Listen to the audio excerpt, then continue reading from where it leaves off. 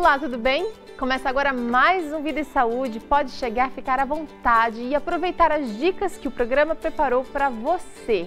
O Vida e Saúde é feito com muito carinho para você, então você que quer ter a sua sugestão, quer nos passar a sua sugestão ou quer tirar dúvidas, você pode nos escrever novotempo.com/Vida e Saúde. Tem também no Facebook Vida e Saúde e lá você pode deixar lá a sua sugestão ou até mesmo a sua pergunta para um dos nossos especialistas. No programa de hoje, bem como durante toda essa semana, a gente está falando sobre a alimentação infantil. Hoje, especificamente, você conhece um pouquinho melhor qual a alimentação adequada para cada fase da vida, especialmente durante a infância até a juventude aí. Também vamos conversar sobre um assunto que está na moda, ômega 3, 6 e 9. Você vai descobrir a fonte mais poderosa desses alimentos, as fontes, eu diria, e você vai saber como melhor aproveitar essas vitaminas tão importantes, esses componentes tão importantes e fundamentais. Vida e Saúde está só começando, tem receita por aqui também. Hoje a gente vai aprender a fazer uma barrinha de cereais. Você que gosta de ter esse lanchinho mais rápido, esse lanchinho mais prático, a barrinha de cereal é uma ótima dica, principalmente para as crianças. Olha, uma dica de repente para levar na lancheira para a escola. Vida e Saúde está só começando e a gente recebe aqui Anne Metzner. Ela é nutricionista, já esteve aqui conosco durante essa semana. Tudo bem, Anne? Uhum. Anne, hoje a gente vai falar um pouquinho sobre a alimentação nas diversas fases da criança. A gente sabe que quando um bebê ele sai da alimentação do leite materno exclusivamente, ele começa então a introduzir a alimentação sólida, o nosso alimento normal, de maneira progressiva. E assim vai acrescentando coisas que durante a vida a gente pode dizer assim que talvez uma criança de 5 anos não coma berinjela hoje, mas dali quando ela tiver 10, 12 anos ela vai aprender a amar a berinjela. É sempre assim, Anne? Nem sempre, né? Mas a gente faz de tudo para que seja assim. Até o 6º mês de vida, né? A gente sabe que é o aleitamento materno exclusivo. Nem sempre é possível. Salvo as exceções, né? Às vezes alguma patologia ou a mãe não pode amamentar. Exceções, mas no geral seria o aleitamento materno exclusivo.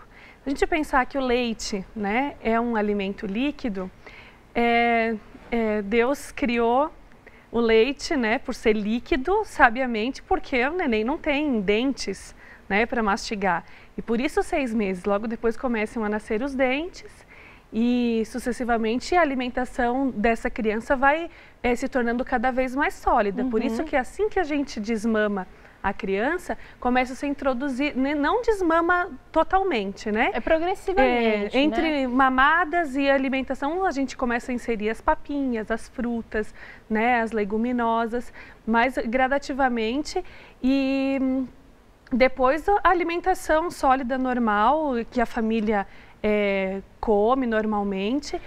E isso futuramente, com certeza, se ali nesse momento forem inseridos alimentos saudáveis, a berinjela será bem aceita no futuro, com certeza. Me fala uma coisa, olha, você acredita que... Eu sei que existem várias linhas de pensamento, mas eu gostaria de saber assim, o que é mais indicado? Tem pediatra que fala assim, não é para dar a comida amassadinha nem passada na peneira, você dá ela aos pedacinhos e o quanto antes pedaços maiores, assim, melhor. Claro que a gente sempre evita o risco de engasgar tal, mas o que você pensa a respeito disso, Anne? A gente não recomenda bater no liquidificador, que muitas mães fazem isso pensando assim, vai ficar uns pedacinhos, vai engasgar, né? Porque acaba destruindo um pouco dos nutrientes e não só isso. A criança não tem aquela sensibilidade, entrou na boca o alimento já desce, né?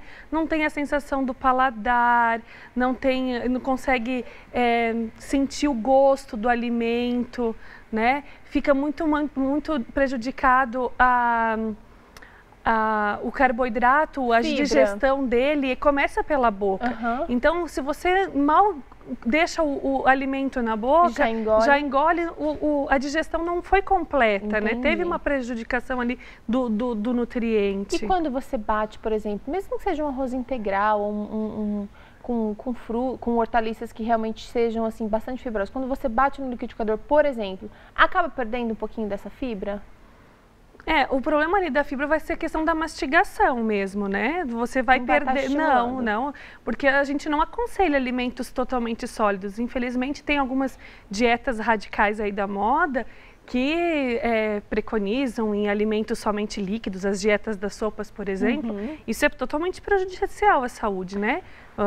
Em questão da mastigação, as fibras, elas também têm essa importância na mastigação, não só na questão nutricional, né? Agora me fala uma coisa, que alimentos são assim essenciais para cada fase da vida? Você já falou do leite materno, até os 6 meses ele seria insubstituível, salvo as exceções, a gente sempre fala isso. O que mais? Então, depois, infelizmente no nosso meio hoje em dia, a gente continua a amamentação até a vida adulta, né? Infelizmente o adulto não larga do leite.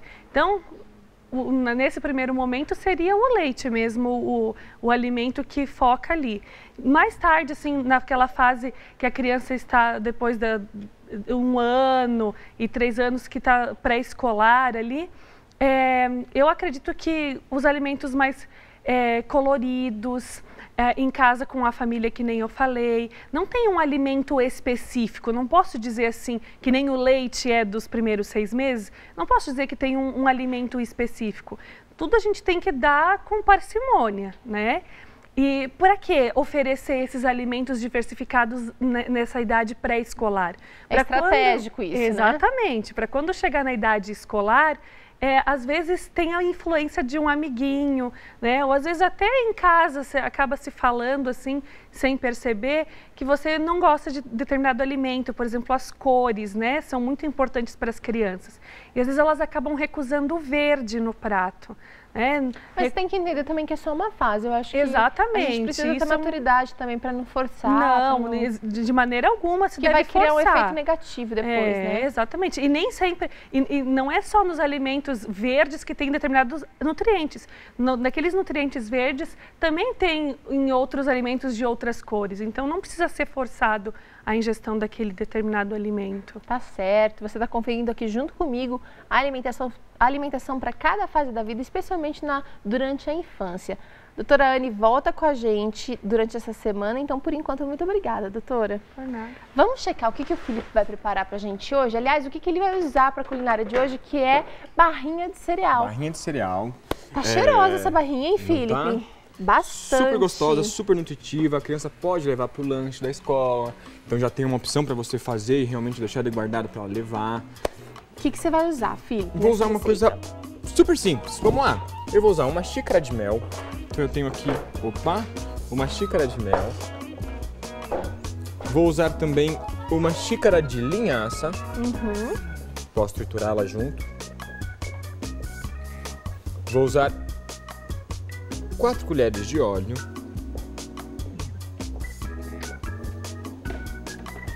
uma xícara de bolinhas de arroz, floquinhos de arroz, meia xícara de farinha branca, meia xícara de farinha branca, meia xícara de farinha integral,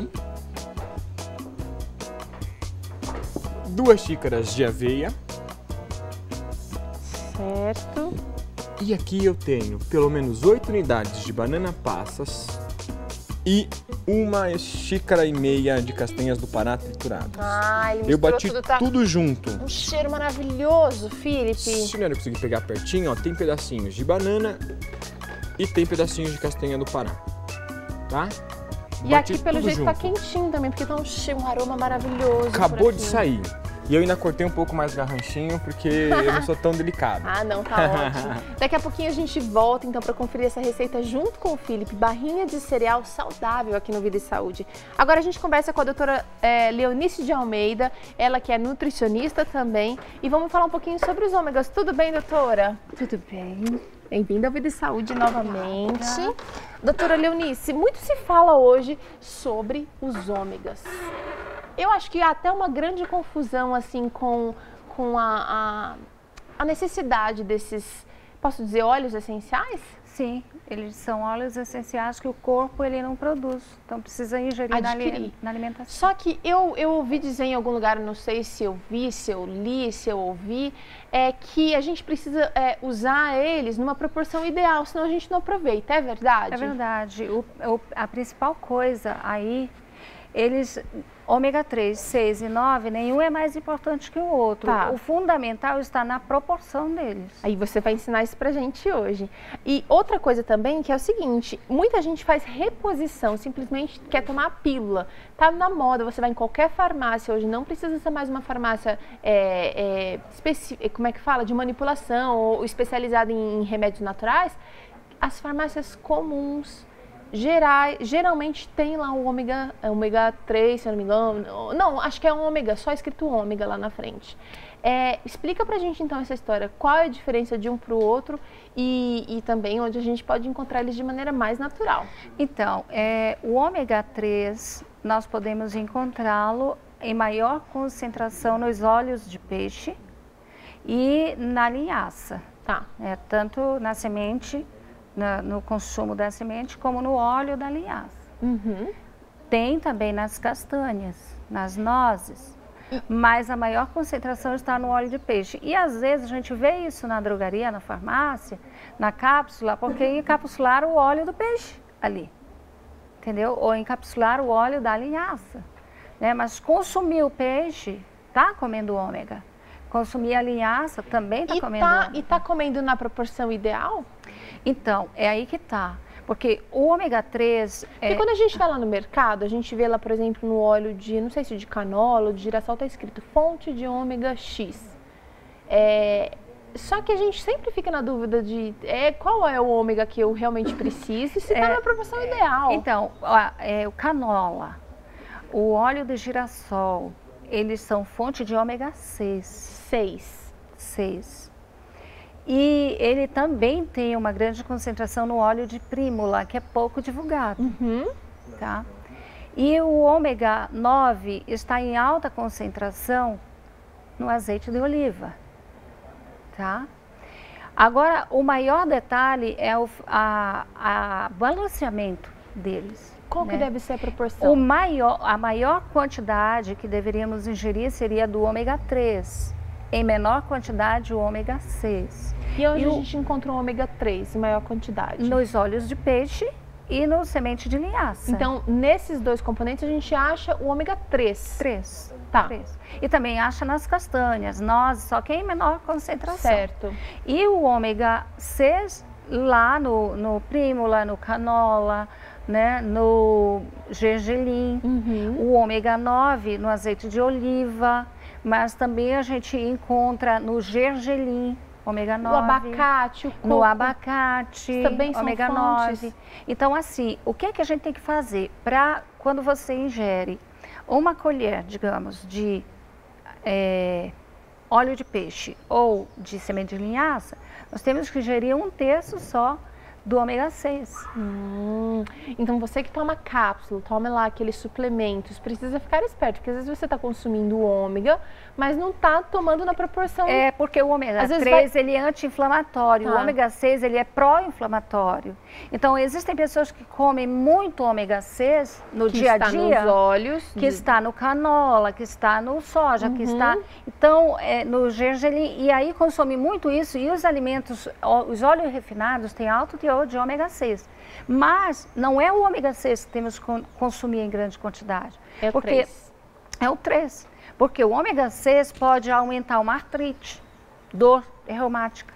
Olha só, então às vezes você está fazendo uma coisa ingenuamente, achando que não está causando problema nenhum e está aí o erro. Sim, e aí pode também gerar, existem alguns estudos que mostram que ele pode proporcionar um aumento maior da incidência de câncer.